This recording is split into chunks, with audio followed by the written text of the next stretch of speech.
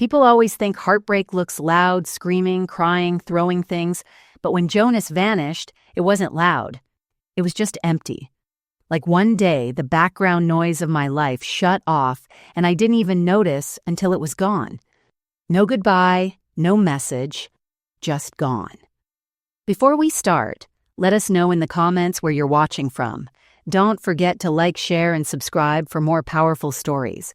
It was 2008 and I was 46. My husband Samuel had passed away 5 years before, and for the first time I had let myself feel something.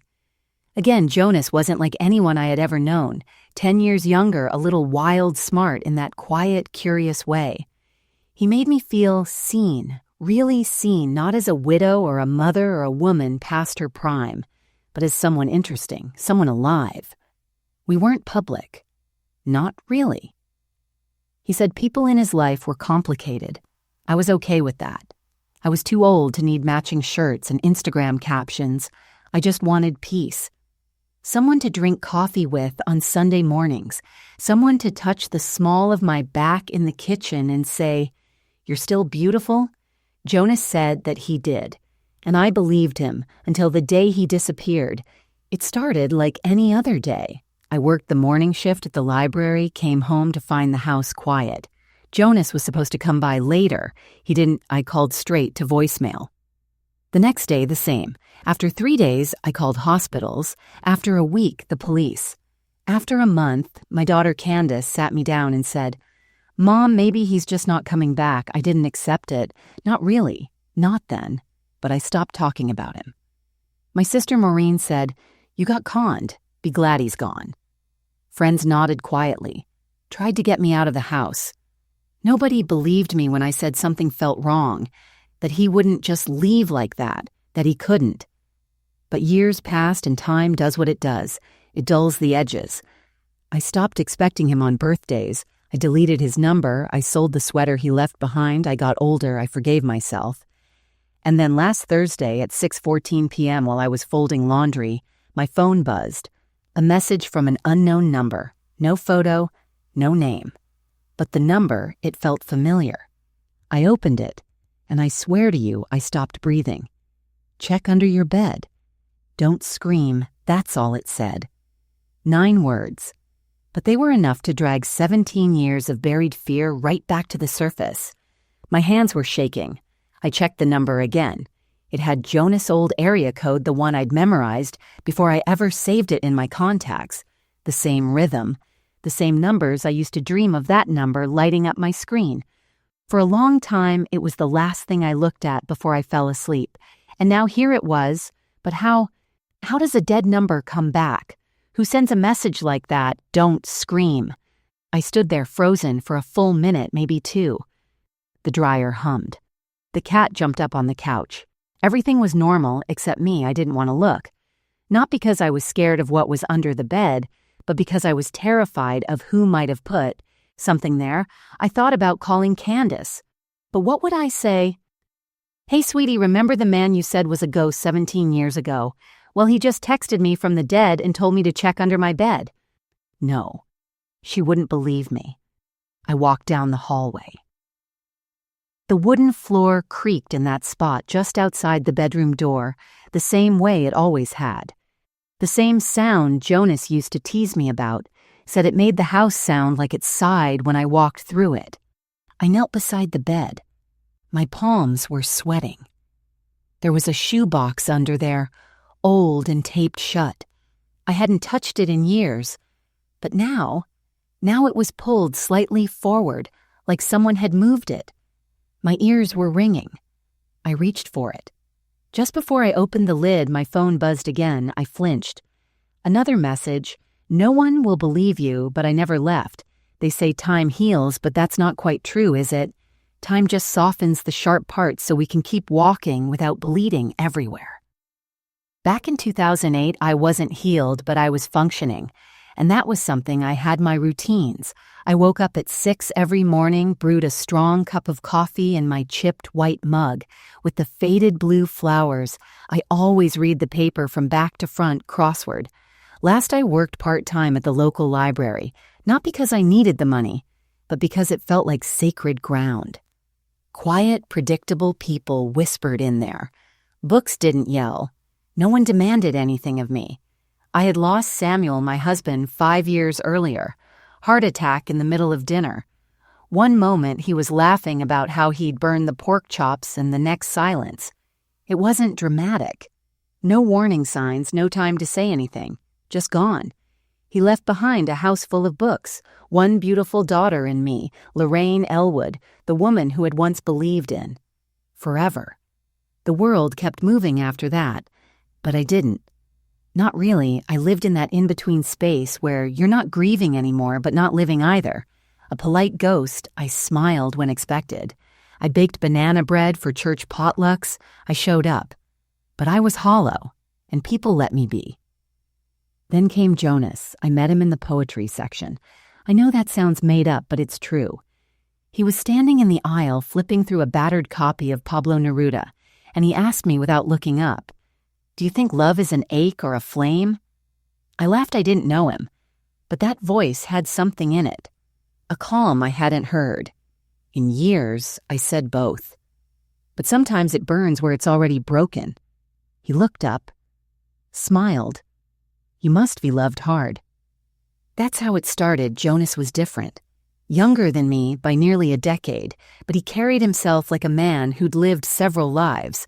He wore old denim, read Russian novels, made killer omelets, and played guitar on weekends for tips outside the coffee shop. People noticed him, but somehow he only noticed me. He never asked about Samuel directly, but he knew. You can't be with a woman like me and not feel the loss in the walls. Still, he never tried to fill the space my husband left. He carved out a new one beside it, and that, I think, is what made me fall. We didn't have a flashy love. No weekend trips or expensive dinners. Our romance lived in the quiet places.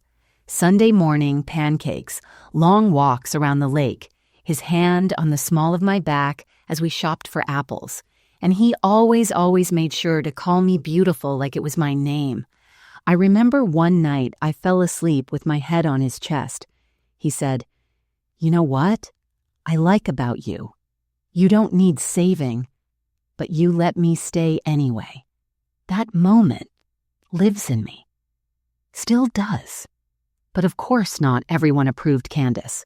My daughter was polite but distant. She visited, sat stiffly across the table from Jonas, made small talk about weather and local politics, then left early. I asked her once if she liked him. She said, "Has temporary mom." Am not worried. I didn't understand that than I do now. My sister, Maureen, she was blunter. Has too pretty, too secretive, and way too smooth. Men like that don't show up out of nowhere without a reason. I brushed her off. Maureen was always the skeptic, always waiting for the other shoe to drop. I wanted to believe I deserved softness, even if just for a while. And with Jonas, life was soft. For about 9 months, I lived in a little pocket of peace. He came over 3 nights a week, sometimes more. He never stayed the night. But he said it was because he had a complicated living situation, an aging aunt. He cared for some health issues she had. I didn't push. I didn't need him to explain everything.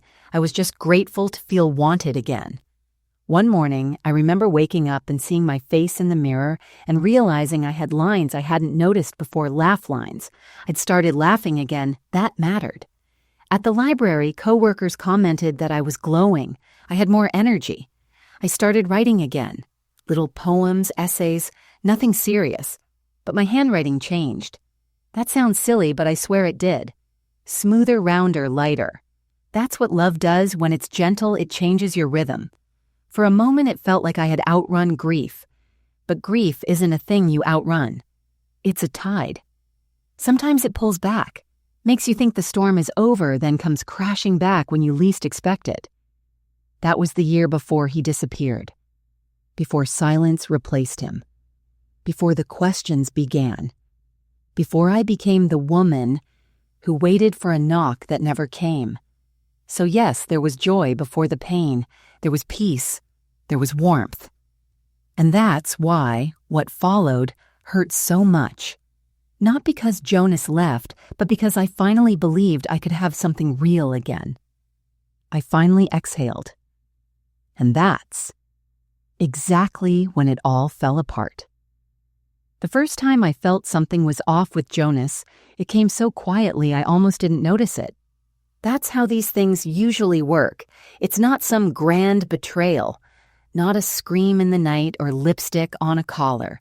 It's something small, a hesitation, a glance. A moment that doesn't sit right, and if you're lonely enough, you'll explain it away before your gut gets a word in. It was a Saturday late. March. The library had just hosted a local author event, and Jonas came to pick me up after. He wasn't the type to mingle, didn't like literary types as he called them. But he waited in the car playing his guitar while I said goodbye to the others. I remember walking out of the building feeling that tiny flutter of pride that someone was waiting for me. He looked up, smiled, but his smile didn't reach his eyes. "Who was that guy shaking your hand?" he asked, before I even closed the car door. I blinked. "Which one?" "The one in the brown corduroy jacket. He seemed friendly." I laughed. "That's Greg. He teaches at the college. He brought his poetry students." Jonas didn't say anything for a second, just tapped the steering wheel and looked straight ahead. Then he muttered, "He looked at you like he knew more about you than I do." I should have stopped the conversation there, asked what he meant, but instead I brushed it off. "Well, you could learn more if you wanted. It's been almost 6 months." He turned to me, then smiled that smooth sideways smile. "Don't push me, Lorraine. I like our pace." That was the first time I felt the cold. Just for a second. Just the tiniest chill under my skin. A week later, I asked him if he wanted to come to Maureen's for dinner. My sister was hosting a small family thing. Candace would be there. It was just dinner. Nothing dramatic, he laughed. "You trying to parade me around, baby?" I smiled. "I just thought it's been a while." He leaned back in the chair, arms crossed. "Your daughter hates me. Your sister doesn't trust me. And I don't need to impress anyone, we're fine. Why complicate it?" And again, I let it go. But I remembered something my husband used to say. Samuel always said, "People who love you aren't afraid to be known." I tried to ignore the voice in my head, the one that whispered, "Why does no one in your life really know Jonas?" I didn't even know where he lived. He always picked me up. Always had somewhere else to be. When the night ended, I asked once lightly and he said, "It's a mess right now. I wouldn't want you to see it like that." Then there was the fight at the gas station. That one still lives in my chest like a frozen breath. It was mid-April. I had just finished grocery shopping and stopped to fill up the tank. As I walked back to the car, I saw him, Jonas, standing by the vending machines, arguing with another man, tall, bald, wearing a leather jacket. They were close, almost nose to nose. I slowed my pace instinctively. I couldn't hear much, just snippets. "You said last time, don't bring her into this, I'm not playing games." The man glanced over Jonas' shoulder and locked eyes with me. Then Jonas turned. His face dropped. It was only for a second, but I saw it, that flash of panic. He covered it quickly, walked over to me like nothing had happened, kissed my cheek. "Hey babe, didn't know you'd be here." My stomach tightened. "I didn't know you would." He waved a hand. "Just grabbing something, that guy, old friend. Bit of a hothead." That was it. No details. No explanation. And when I asked his name, Jonas just said, "Not important." But it was important, because the way he looked at me, it wasn't how a boyfriend looks at his partner. It was how someone looks when they're trying to keep you from opening a door. That night, I couldn't sleep. I told myself I was overthinking. I blamed it on my age, my anxiety, my long history of waiting for the other shoe to drop. I told myself Jonas was complicated, not dangerous, that he was just emotionally closed off, not secretive. But something shifted in me that week. I started noticing how often he changed the subject. When I asked about his past, I realized he never showed me photos of his family. He never talked about childhood memories, no hometown, no best friend stories, just carefully vague sentences. Once I even asked what he wanted for his future. He looked at me and said, "I want whatever doesn't tie me down." At the time, I laughed. "That's not very romantic." He smiled and kissed my forehead. "I'm not very good at romance, Lorraine. You know that. But I did think he was romantic. I did think we had something real. So I ignored the red flags, all of them. Because when you're starved for connection, even a breadcrumb feels like a feast. And Jonas knew exactly how to leave a trail, just enough to keep me following, never enough to let me arrive. There's a kind of pain that doesn't show up in stories, the quiet kind, the kind that doesn't involve shouting, slamming doors, or bruises. It's the slow drip of being forgotten in plain sight. The way a voice can make you feel small without ever raising volume. The way a person's absence can wrap around you even while they're sitting in the same room. That's what it was like being with Jonas by the end. After the gas station incident, things didn't fall apart all at once. That would have been easier. Clean, understandable. But Jonas didn't break things. He faded them day by day, piece by piece. He chipped away at the parts of me that used to feel certain. It started with his tone. Subtle changes. He used to greet me with softness, a hand on my back, a gentle smile. But slowly those gestures stopped coming. They were replaced by flat eyes, distracted responses.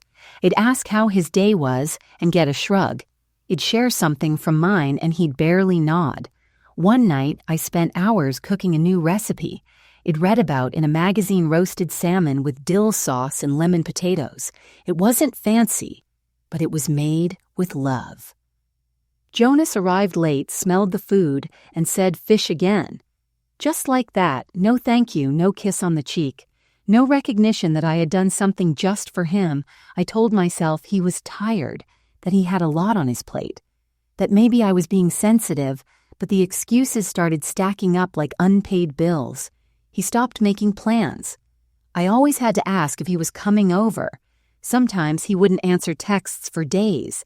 Then he'd reappear charming as ever, calling me beautiful, telling me he'd been swamped, that he was bad at phones, and I'd accept it.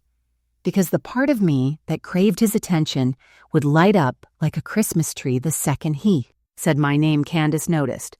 One afternoon she came by unannounced. I was sitting on the couch folding laundry wearing an old sweater of Samuel's. Jonas was supposed to come by that evening. But I hadn't heard from him in 3 days. Candace sat beside me, touched my hand, and said gently, "Mom, when you're with him, I feel like I lose you." I looked at her startled. "What do you mean?" She hesitated. "You used to call me every Sunday. You used to write host book club. But lately it's like you're waiting all the time for him, and when he's not here, you disappear too." I wanted to tell her she was wrong, that she didn't understand, that she'd never lost the love of her life only to stumble upon a second chance. But the truth was, I knew she was right. I had stopped calling friends back. I missed 2 of Maureen's. Sunday dinners in a row. I let the library cut my hours without a fight. I kept waiting for Jonas to show up, and when he didn't, I just paused my life. And when he did show up, he was present, but not really. Sometimes I'd talk and he'd interrupt with stories about people I didn't know, places I'd never been. He made me feel like a visitor in my own relationship. Once I told him I had signed up for a writing workshop, something I was truly excited about, and he said without even looking up from his phone, "You sure you want to be around a bunch of people pretending they're authors?" It gutted me. I canceled the class the next day. He made me second-guess my instincts. If I asked a question, I was too paranoid. If I brought up his absences, I was needy. If I wanted to spend a weekend together, I was getting clingy. I began editing myself, catching my thoughts before they came out, rephrasing sentences in my head to sound more agreeable. I stopped asking where he'd been. I stopped making future plans. I started thinking in terms of when he calls. Not if Jonas had a way of making me feel like loving him was a test I kept failing. He never raised his voice. He never cursed at me. But every time he pulled away emotionally, I blamed myself. I told myself I wasn't interesting enough, pretty enough, young enough. That's the thing no one tells you about emotional erosion. It doesn't hurt like a knife. It stings like cold water on your hands day after day until one day you look down and realize your skin is raw and bleeding. I began having trouble sleeping. My dreams were filled with empty houses, locked doors, unanswered phone calls. I'd wake up with the sheets tangled around me like vines. My body knew something was wrong before my mind would admit it, but I didn't leave. I couldn't, not yet. Because when someone has you dangling on a string of almost, you live for the next moment, they reel you back in, even if it's just for a second. That one text, that one kiss, that one night where they finally look at you the way they used to. You convince yourself it means something. You convince yourself it means everything. But deep down, you know you're being erased piece by piece, word by word, smile by smile, and still you stay. Because sometimes the ache of being forgotten feels safer than the silence of being alone. Humiliation is rarely loud. It doesn't always come with shouting or pointing fingers. Sometimes it happens in a room full of people, smiling, and you're the only one who feels like you're being slowly peeled apart from the inside out. It was the night of Maureen's birthday dinner. She was turning 60, and despite her usual tough shell, she decided to do something big. She rented out the back room of a cozy Italian restaurant near the lake, red-checkered tablecloths, candles and wine bottles. Sinatra playing overhead. Family came in from all over, nieces, nephews, cousins I hadn't seen in years. And Candace, of course, arrived early with a bottle of her favorite wine and a cautious smile. She always got tense around gatherings, but she tried especially for her aunt. I had told Jonas about the dinner a month in advance. He said he'd come. I remember the way he kissed my cheek when I brought it up, saying, "For you." Of course. That was enough for me. I was nervous. It would be the first time most of my family would meet him. Candace had met him before, but only briefly and always through a wall of judgment. I hoped that in a warm, relaxed setting, something might shift, that maybe she'd see him the way I did. The dinner started at 6. Jonas didn't show. I told myself he was running late. I kept checking the door, kept glancing at my phone under the table. Each minute that passed felt heavier. The salad course came and went. No. Jonas. Candace leaned over during the entree and said softly, "You sure he's coming?" I nodded too quickly. He said he would. She just looked at me, then turned back to her plate. I smiled through it, pushed the food around with my fork, pretended not to notice my sisters, eyes tracking me from across the room. At 7:40, the door opened and in walked Jonas. I felt an immediate rush of relief, that dangerous kind of relief that makes your whole body forgive too fast. He was wearing a gray blazer, a dark shirt, no tie. His hair looked like he'd combed it with his fingers in the car. I didn't care. He was here. That's all that mattered to me in that moment. I waved him over. He walked to the table, leaned down to kiss my cheek. He smelled faintly of whiskey. "Sorry, beautiful," he whispered, voice a little too loud. "Car trouble." I tried not to flinch. "Glad you made it." Maureen stood to give a little speech, thanked everyone for coming, talked about getting older, about how family was everything. Then she held up her glass and said, "Let's toast to survival, to stubbornness, and to never settling for less than we deserve." Everyone laughed, clinked glasses. Jonas raised his glass too, smirked and said a little too loud, "Hear, hear," especially the part about not settling. A few people chuckled politely. I forced a smile. Later, while dessert was being passed around, lemon cake, Maureen's favorite, someone asked how Jonas and I met. Maureen's oldest friend, Janet, leaned forward with a grin. "Tell us the story, Lorraine. It's not. Every day you meet a man in the library." I blushed, half laughed. "Well, he was reading Neruda." Jonas interrupted. "Was I thought it was Bukowski." My voice caught in my throat. No, it was Neruda. I remember. He shrugged. Tomato, who keeps track. The table fell quiet for a beat. Janet gave a small laugh. Well, either way, it sounds romantic. Jonas raised his glass again, grinning. To second chances. And then he looked around the table and said casually, like it was nothing. Although I have to admit, I didn't even remember your name at first, babe. Took me weeks to get it right. I froze. The room went still in my head. I felt my cheeks flush. My daughter shifted uncomfortably. My sister looked down at her plate. A few of the younger cousins laughed awkwardly, not knowing what to say. I smiled. That awful automatic smile women are trained to wear when we're being quietly wounded. Jonas laughed, leaned back in his chair. What I'm just saying, I meet a lot of people. Names blur together. I wanted to disappear, not because of the comment, but because of the way no one stood up for me, not even me. I laughed it off. That brittle, empty laugh we use when we're trying to smooth over someone else's sharp edge. Candace didn't laugh. She looked at me across the table and I saw it in her face. That sadness. That familiar mix of frustration and helplessness. I spent the rest of the evening half there. I refilled wine glasses, passed napkins, smiled for pictures. But inside, something had cracked. It wasn't the insult itself. It was the publicness of it, the casual cruelty. The way he claimed intimacy with me, then reduced me to an afterthought in front of everyone I loved. It was that moment, that exact moment, when I realized I had become a prop in my own relationship. And worse, I had let him put me there. I didn't leave with fireworks. There wasn't a dramatic confrontation, no suitcases hurled out a door, no screaming in the rain. That's not how real heartbreak ends. Not for women like me. It ends in stillness. In the kind of silence that's louder than any goodbye. After Maureen's birthday dinner, I stopped pretending I didn't say anything to Jonas that night. I didn't need to.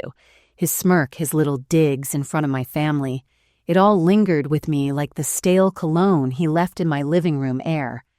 And I knew even as we drove home in silence that I was done. I just hadn't said it out loud yet. But even deciding to leave someone doesn't mean it's easy to do. You don't wake up one day and walk away. Especially not when you've spent months convincing yourself that their absence is your fault. That if you were just a little more this or less that, they'd love you the way you deserve. For weeks, I didn't reach out. I didn't text. I didn't ask him when he was coming over. I wanted to see what would happen if I stopped trying.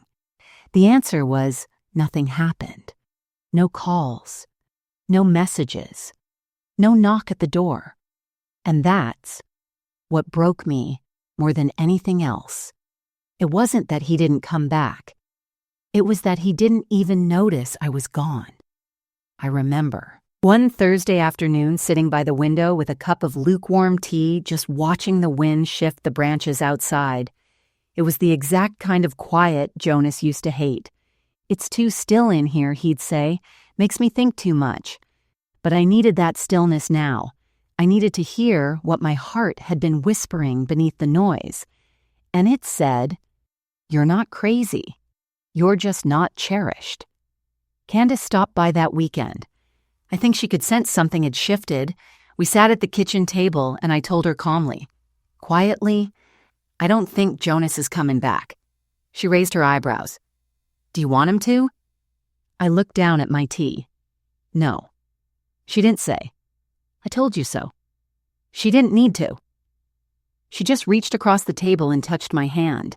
For the first time in years, I felt like she saw me, not as a mother who needed fixing, but as a woman who had finally come back to herself. The last time I saw Jonas was on a Tuesday. He showed up out of nowhere like he always did. I opened the door and there he was, sunglasses on jacket, half zipped, like he had just stepped off a different planet. He smiled that lazy practice smile. "You disappear on me." I stepped aside, let him in, but something in me had gone cold. He talked for 20 minutes straight about work. His car, some project he might take in Chicago. I nodded, offered him tea. When I handed him the cup, our fingers touched and I felt nothing. Not the old electricity.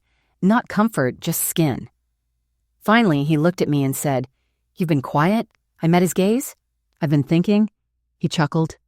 "Dangerous." "No," I said softly. "Necessary." I don't remember everything I said after that. I just know I didn't raise my voice, I didn't cry, I didn't accuse or demand. I just told him I was done waiting to be chosen, that I needed more than crumbs, that I was tired of shrinking to fit into his life like a guest in a hotel room. He stared at me stunned, not angry, confused, like a man who couldn't understand how the puppet cut its own strings. And then just like that, he stood up, finished his tea, set the cup in the sink. He didn't apologize. He didn't ask me to reconsider. He just said, "Well, guess you've made up your mind." And I had. He left without a hug, without looking back. The door closed behind him with a soft click, and I stood there, not broken. Not anymore, just empty. But empty like a cleared-out room, not a shattered one. The kind of empty that means you can finally begin again. I didn't tell anyone. At first, I didn't post on Facebook, I didn't announce it at book club. There was no press release for the day. I stopped being invisible, but I knew I went back to the library, took longer walks, rejoined my writing group, even started wearing red lipstick again just because no one said it aloud, but I could see it in people's eyes, the difference. Like I had come back from somewhere far away, Maureen invited me over for brunch a few weeks later. She handed me a mimosa and said, "You look taller." I laughed. Maybe I stopped carrying something. She nodded, or someone. The truth is, I didn't. Leave Jonas.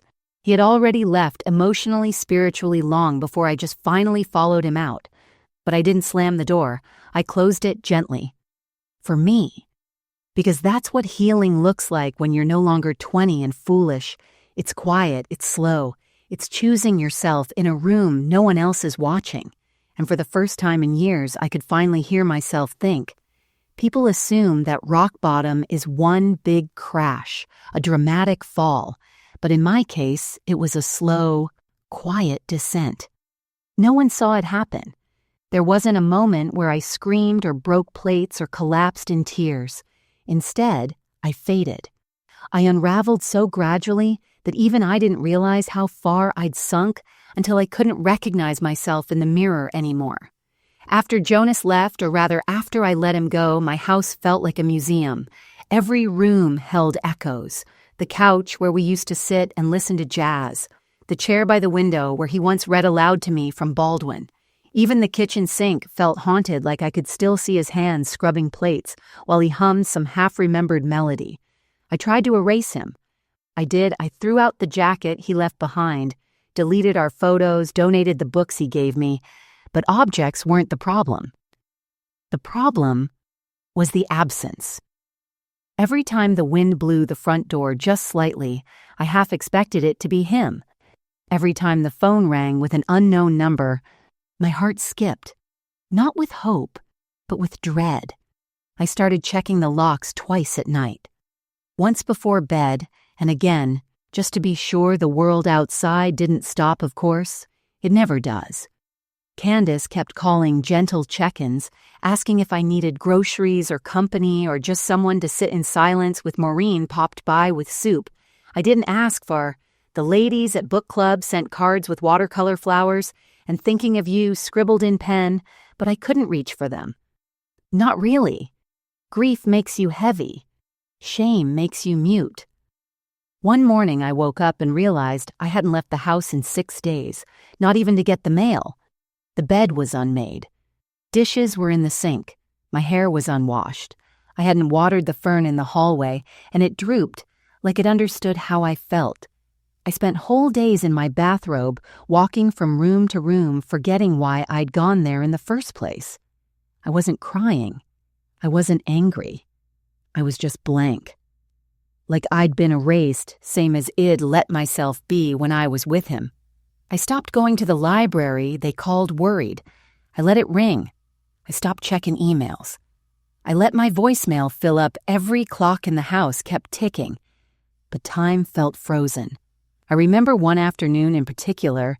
It was raining, the kind of gentle, endless drizzle that makes the world feel underwater. I sat at the kitchen table with a bowl of cereal I hadn't touched. Outside, the trees swayed in the wind, and somewhere far off a dog barked. I stared at the spoon in my hand, and this thought floated through my mind so effortlessly it scared me.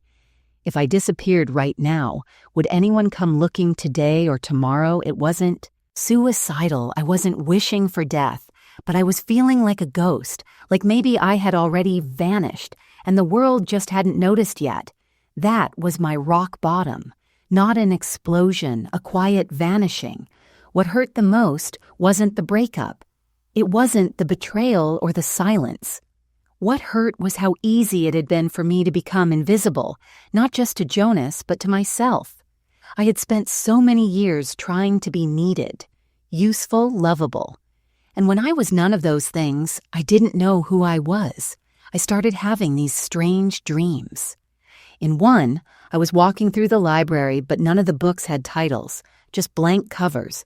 I kept pulling them off the shelves, desperate to find one with words. But page after page was empty. I woke up drenched in sweat, breathing like I'd run a mile. That morning, I pulled down all the old boxes from my attic. I don't even know what I was looking for. Maybe a version of me had left behind. In one box, I found a scarf I hadn't worn since Samuel died. It still smelled faintly of his aftershave. I sat there holding it for a long time, remembering the man who had loved me without making me beg for it, remembering who I had been when I was with him, confident, steady, whole. That night, I lit a candle, not for Jonas. For me, I needed a ritual, something quiet, something that said, "You are still here." I wrote down 3 sentences in a notebook. Just 3. I deserve to be known. I am not a mistake. Being forgotten is not the same as being unworthy. And then I did something I hadn't done in months. I opened the window, I let the rain-scented breeze drift in. I listened to the wind in the trees. I sat on the floor with my back against the bed frame and let the silence wrap around me, not like a punishment, but like a warm blanket. It would take time. I knew that I wasn't healed. I wasn't strong yet, but something had shifted. Rock bottom, I realized, isn't the end. It's just where the noise finally stops, so you can hear your own voice again. They say, healing isn't linear, and I've found that to be true. Some days, you feel like you're moving forward, breathing easier, remembering who you are. And other days, the past taps you on the shoulder, so quiet, so sudden, you almost forget you ever put it down. It was a Wednesday evening, I remember, because the church bells had just rung 6 o'clock, and the light outside was gold soft, glowing through the curtains, like it wanted to apologize for something. I just finished folding laundry, a task I'd grown to love again. Something about smoothing fabric, making order out of chaos. It gave me control, less. My phone buzzed. I assumed it was Candace checking in like she often did, or Maureen forwarding another link to some bizarre health article. She swore turmeric cured everything from arthritis to heartbreak, but it wasn't either of them. It was a text from an unknown number. I felt it in my chest the moment I saw the area code. I stared at the screen. The number was familiar, terrifyingly familiar. The message was just 9 words. Check under your bed, don't. Scream. I froze. Something in me, something primal, went cold. The room felt smaller. The air got thicker. I reread the message 3 times, my hands trembling slightly. That number, it wasn't saved anymore, but I knew it. I knew it. Jonas' old number. The one I deleted years ago. The number I used to stare at before bed, hoping it would light up. The one I whispered to myself like a prayer, long after I stopped believing in answers. And now, after 17 years, it was speaking again. For a moment, I couldn't move. My rational mind tried to find reasons, a scam, a coincidence, a wrong number, but my body already knew. I stood up slowly. The hallway to my bedroom never felt that long. Before each step felt like walking deeper into some memory I'd buried too well. The floor creaked under me, just like it always had. I used to love that sound. Jonas once said it made the house feel alive. Now it felt like a warning. I entered the room. The bed was made neatly tightly. I hadn't looked underneath it in years. I knelt down. There, pushed just far enough back to require effort, was a cardboard shoebox. Not one I recognized. It was taped shut with black electrical tape, not packing tape, not duct tape. That struck me as odd. Immediately I pulled it out. My hands were shaking, but I didn't stop. I carried it to the edge of the bed, sat down, and stared at it for a moment. Then I peeled the tape away. Inside was a single photograph and a folded piece of paper. The photo was old, clearly taken years ago.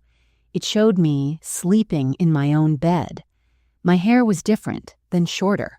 I wore the blue flannel pajamas I threw out a decade ago. The angle, it was taken from the corner of the room. From inside the house, I dropped the photo. My heart racing, I felt the blood drain from my face. Who had taken that picture? How had they gotten in? I unfolded the piece of paper with trembling hands. At the top, in tight, familiar handwriting, were 4 words I never really left. That's all it said. Not a name, not a reason, not an apology. Just a sentence that made the air around me disappear. I sat there for a long time, not crying, not speaking, just processing. Had Jonas been watching me? Had he come back? Had he ever really left? My mind raced. Was someone playing a cruel joke? But who would know that number? That handwriting? That bed? And then another thought. How long had he been watching me? Was it once? Was it ongoing? Was he here now? I stood, locked the doors, checked the windows. Everything was intact, but I didn't feel safe. I felt exposed. I stared at the box, the photograph. The silence in the room roared. I didn't call Candace. I didn't call the police. Not yet. I sat down at the kitchen table and stared at the photo again. My sleeping face peaceful, trusting, vulnerable. That version of me didn't know what I know now. She believed she was alone in the room. She believed she was safe. And someone had taken that from her. It wasn't just the invasion of privacy. It was the violation of memory. That night, the one I remembered, as ordinary, had been something else entirely. I thought back to the dreams I'd had recently of being watched, of being followed through libraries of doors that wouldn't close. Had my subconscious known something my conscious mind didn't dare acknowledge? I thought I had buried Jonas. I thought I had put his ghost to rest, but maybe I had just left the door open, and now, after all these years, he'd found his way back in. The box was still on the table. The edges damp from my hands. I touched the corner of the photo again lightly, like it might burn me. And then I knew this wasn't over. This wasn't a memory returning. It was a message.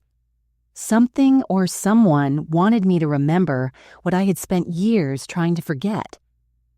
After I found the box, the photo and the note, something in me shifted, not all at once, not like lightning, but slowly, like dawn through fog. You don't always know when you're waking up. You just realize you're not asleep anymore. That night, I didn't call anyone. I didn't scream.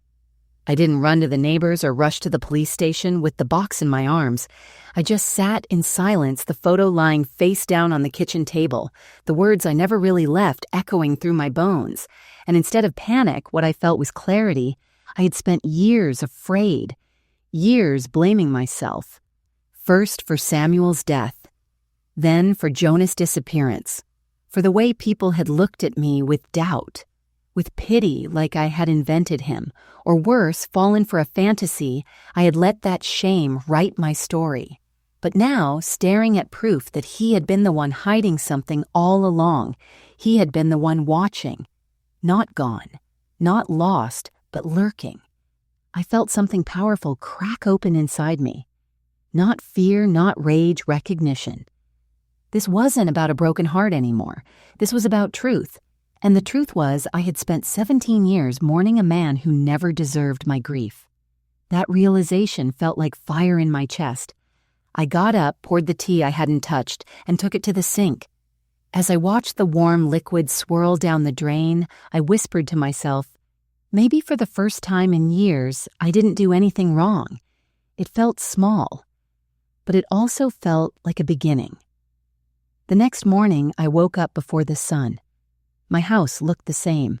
The faded curtains, the creaky floorboards, the photo of Samuel still framed on the hallway table. But I was different. I opened every drawer, every box, every storage bin in the house. Not because I expected to find more messages, but because I wanted to understand everything that had surrounded me. I had lived in this home, half aware, for too long. I had let it become a shell. Now I wanted to know every inch of it, like claiming my own skin again. In the attic, I found the old digital camera Jonas had given me one Christmas. I had tucked it away after he vanished, couldn't bring myself to touch it. But now I wiped off the dust and plugged it into my laptop. There were dozens of photos I'd never seen before. At first, they were ordinary, him holding a coffee cup, snapshots of the two of us walking by the lake, my back turned to the camera, unaware. But then there were the strange ones. One of me shelving books at the library taken from a distance. One of me walking through the grocery store alone, and one that made my blood go cold me, sitting on the back porch at dusk reading a book. No one else was around. The angle it had been taken from the woods behind my yard. I clicked through them with shaking hands. Every picture told the same story he had been watching, long after he was gone, long after Id stopped looking. And then it hit me, these weren't mementos. They were control. He hadn't disappeared, had withdrawn. Quietly, strategically, like a spider pulling back into the web waiting.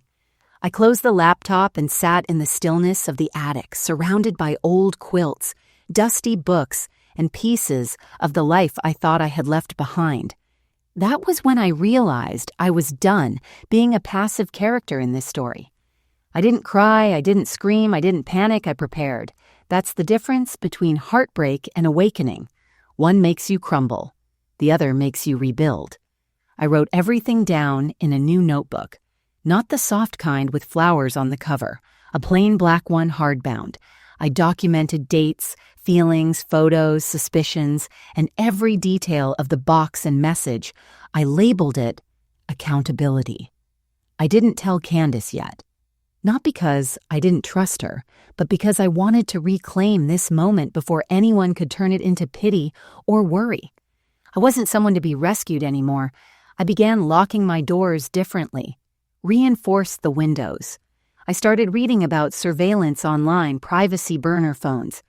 Not because I was paranoid, but because I was awake now. Wide awake, Jonas had counted on my silence. He had built his comfort on my self-doubt. He disappeared knowing I would question myself before I ever questioned him. But now I was questioning everything. For the first time in years, I didn't feel like prey. I felt like the only one in the room who finally understood the rules of the game, and that gave me power. I went to the mirror that night, looked myself in the eyes, and said, "You're not broken. You were manipulated, and now you're free.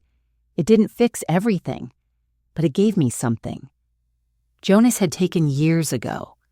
My voice. He wanted me to find that message.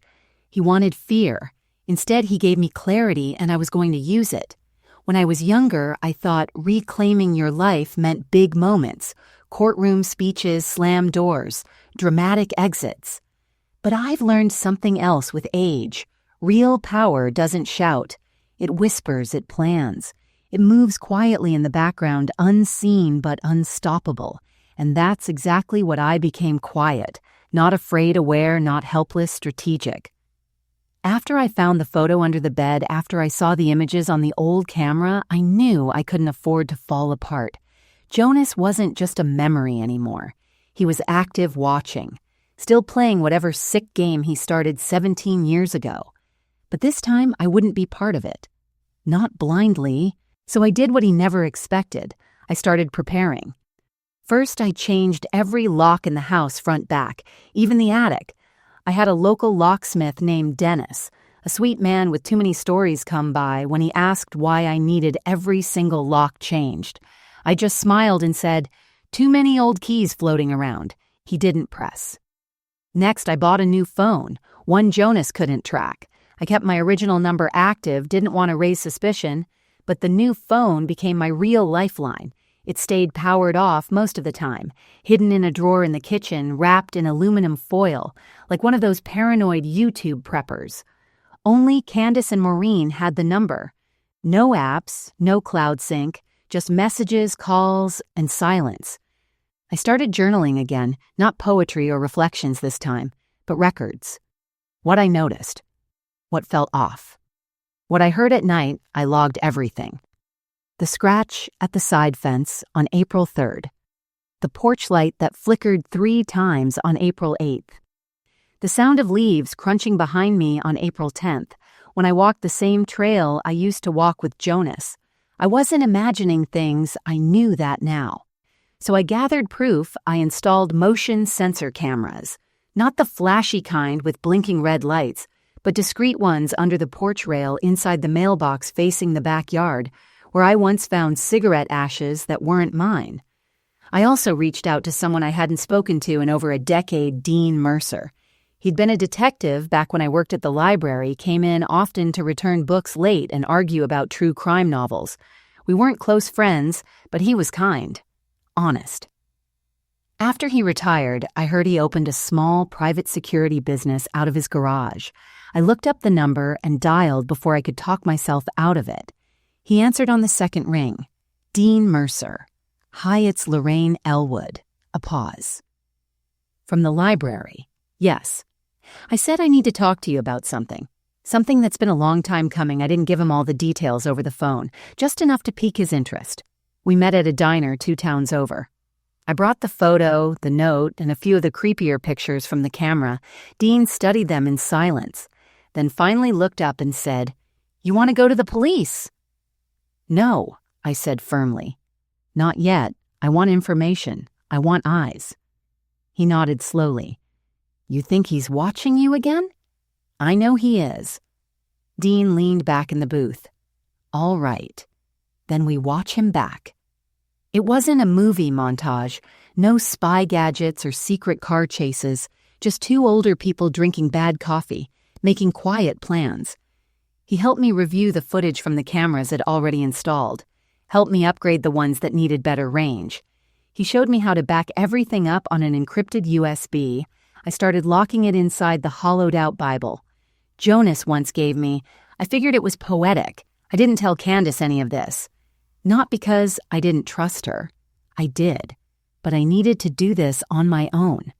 I needed to face it without being framed as a worried mother or emotional woman. Too many people in my life had mistaken survival for fragility. I started wearing different clothes when I walked around town. Nothing dramatic, just different shoes, a hat, sunglasses. If Jonas was watching, I wanted him to doubt what he was seeing. I wanted him to feel like the shadows he once moved in were turning on him. I stopped talking to myself at home, stopped humming, stopped narrating my thoughts out loud the way I'd always done since losing Samuel. Silence became my armor. I created a routine designed to confuse him. Some days I left the house at 8 a.m., other days at noon. I walked new routes, shopped in different towns. Sometimes I'd pull into a gas station, sit in my car for 10 minutes, then drive away without buying anything, let him wonder. The point wasn't just safety. The point was control. And every small choice, every change gave me a sliver of it back. I wasn't waiting for Jonas anymore.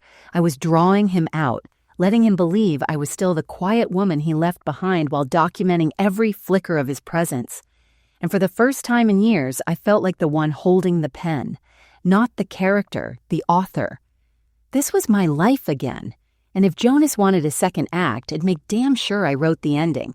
You don't always recognize a power shift in real time. Sometimes it's just the way your hand stops trembling when you answer the door, or how your footsteps sound louder when you walk through your own home. Sometimes power returns like a tide, slow but certain. And one morning you realize the fear you used to carry like a second skin doesn't fit anymore. That morning came for me 2 weeks after I started watching Jonas back. It was subtle at first, not an outside change, but an inner one. I noticed it when I heard a car engine stall outside my house, and instead of reaching for the phone or ducking behind a curtain, I simply looked out the window.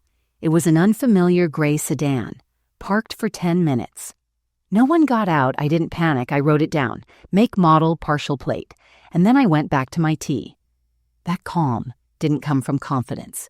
It came from evidence I had gathered enough now. Footage, photos, timestamps, journal entries, to know I wasn't losing my mind. And the difference between fear and power is believing your own perception. Trusting that what you feel isn't an overreaction, it's an alert. Jonas had underestimated that he thought it'd crumble the way I did 17 years ago. He thought I'd cry, panic, beg for answers. But instead, I got quiet. I watched him, like he used to watch me. And then things started happening. The first shift came from outside me.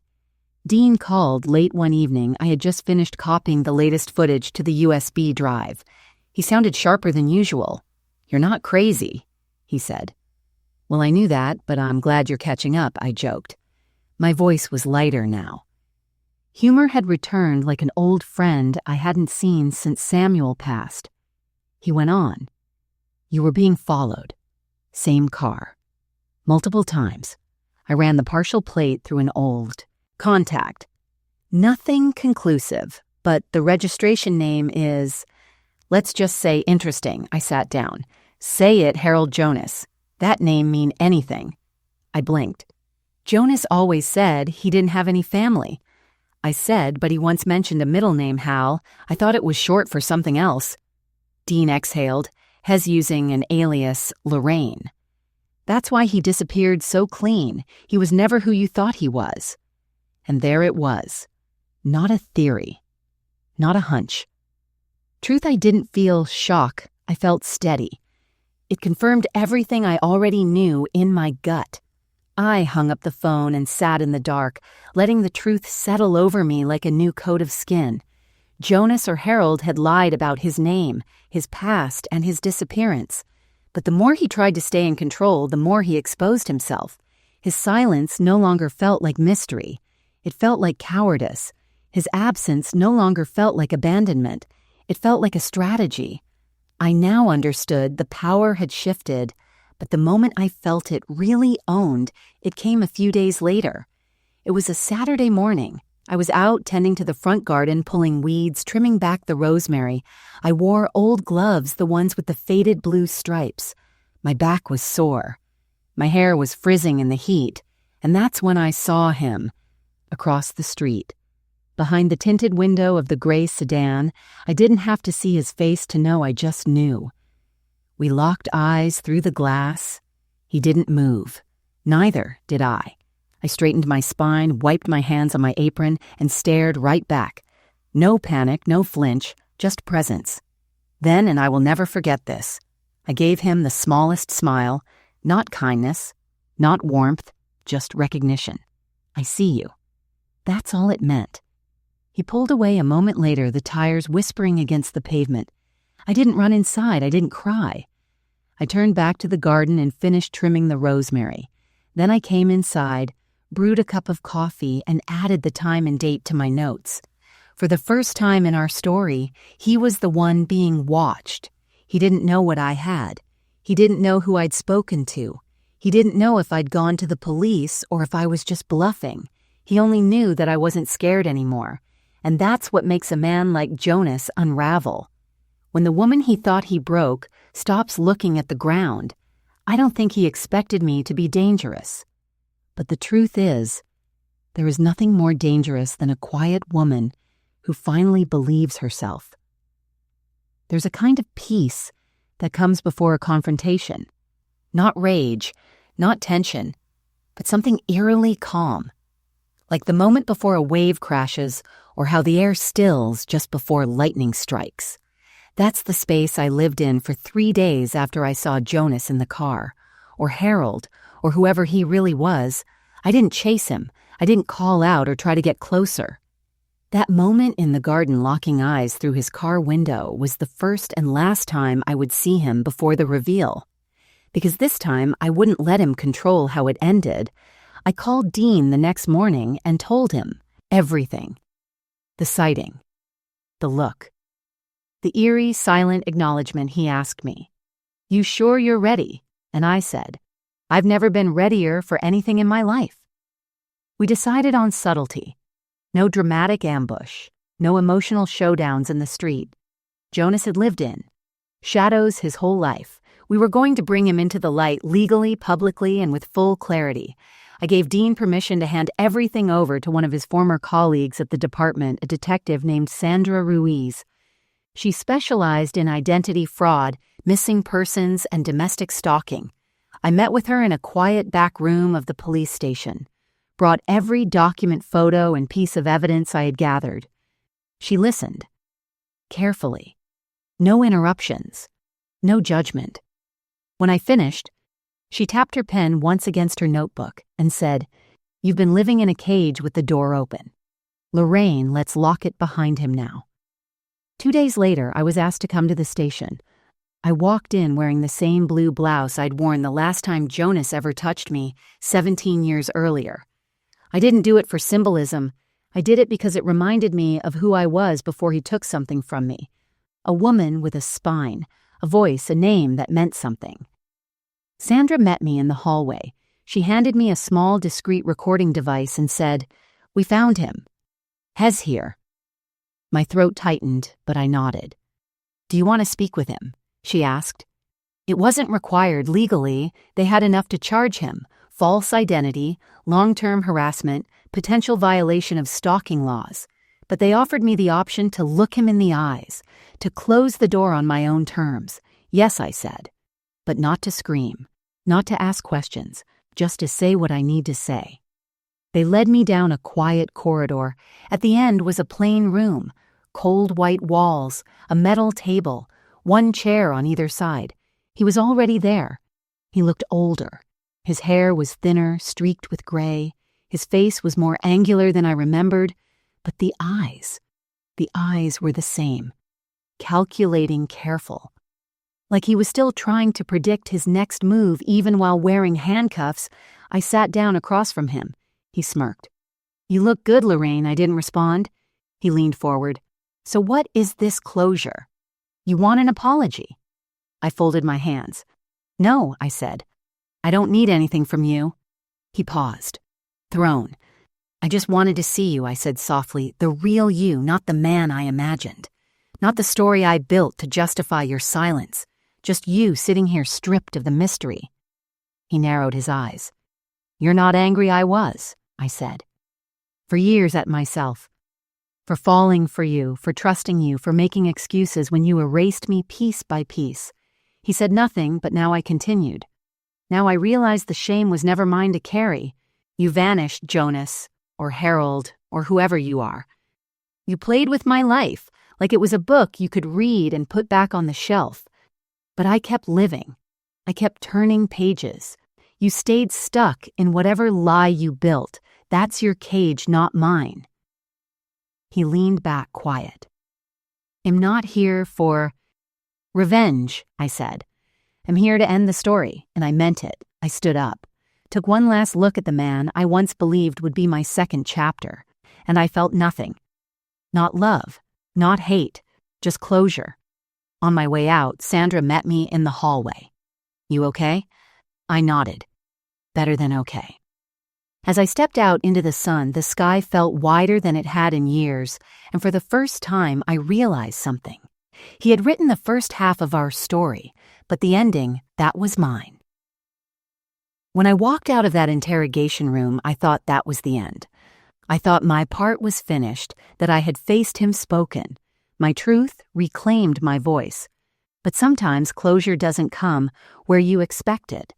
Sometimes it knocks twice, and the second time, it changes everything. 3 days later, Dean called Lorraine. He said, "You're going to want to come see this." I was in the middle of making soup, something I hadn't done in years, not really. The house had felt warmer lately. I was using the good dishes again. lighting candles for no reason, doing things that made the space feel lived in, not just survived in.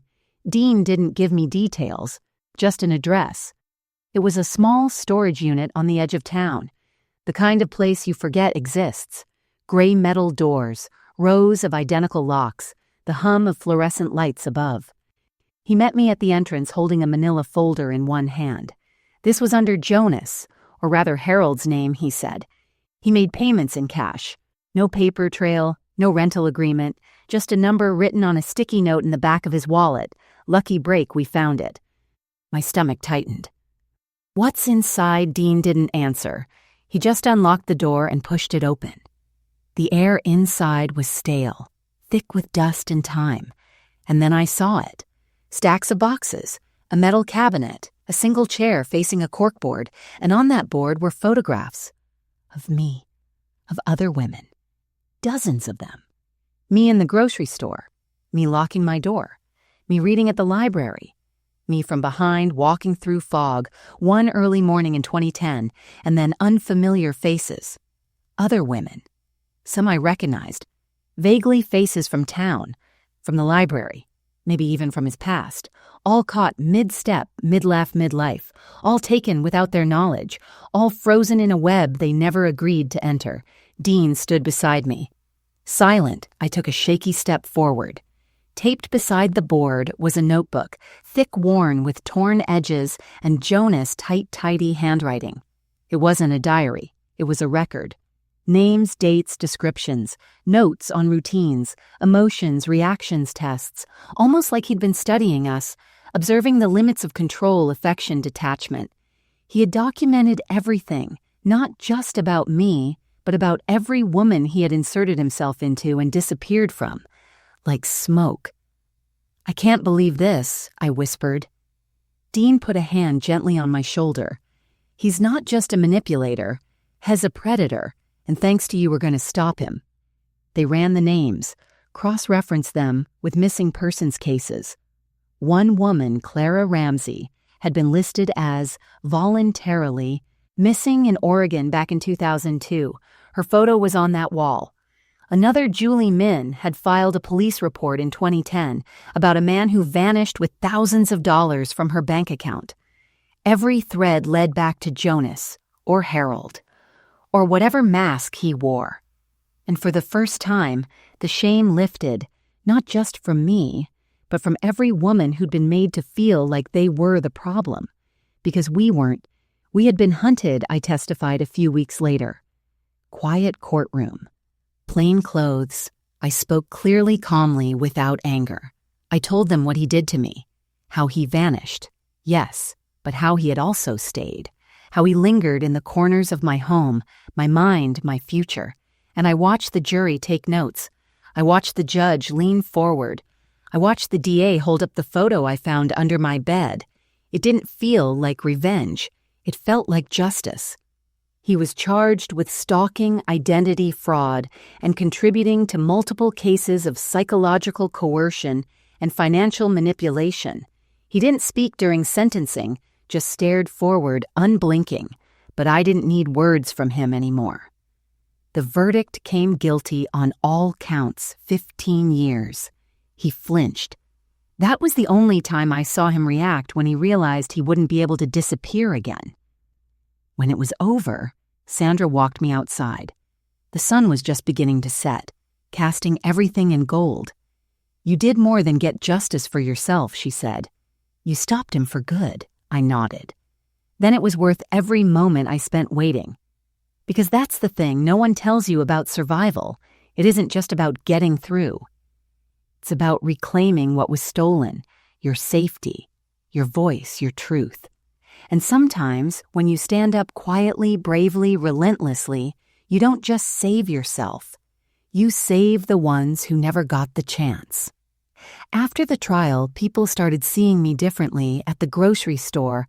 A few strangers would smile in that quiet, knowing way, like they'd read my story in the local paper or whispered it across church pews. Some offered condolences. Others called me brave. I appreciated the kindness truly, but I didn't feel brave. I just felt lighter. What surprised me most was how still the world became. No more anonymous texts, no more cars idling outside my house, no more dreams of doors I couldn't lock fast enough. For the first time in 17 years, I wasn't living inside a question mark. I was simply living. A few days after the sentencing, Candace came over. She didn't call ahead, just knocked on the front door around noon, holding a bag of groceries and 2 paper cups of coffee. Her face looked soft, tired, older than I remembered Mom. She said gently as I opened the door, "Can I come in?" I stepped aside and gestured toward the kitchen. We moved around each other like we used to, handing plates, pouring water, settling into our familiar places at the small round table. For a while, we didn't speak. We just sat sipping lukewarm coffee, letting the quiet fill the spaces we hadn't dared touch in years. And then finally she spoke. "I owe you an apology," she said, her eyes never quite meeting mine. "You don't, I do." She set her cup down and looked up at me, really looked the way she hadn't since she was a teenager. "When Jonas disappeared," she said slowly, "I thought you were just making him bigger than he was. You talked about him, like he was important, but I never really saw it. I thought you were grieving, Dad, and just needed someone to fill the space. I stayed quiet. I thought you were being foolish." She added, "And when you got quiet, when you stopped calling, stopped laughing, I didn't know how to reach you. So I judged you instead. That hurt more than I expected. But I let it land. I let it be true. I didn't know what he was." She said, "I didn't know what he did to you." "You weren't supposed to," I said. "He was good at hiding." She nodded, eyes shining. "But you didn't hide, Mom.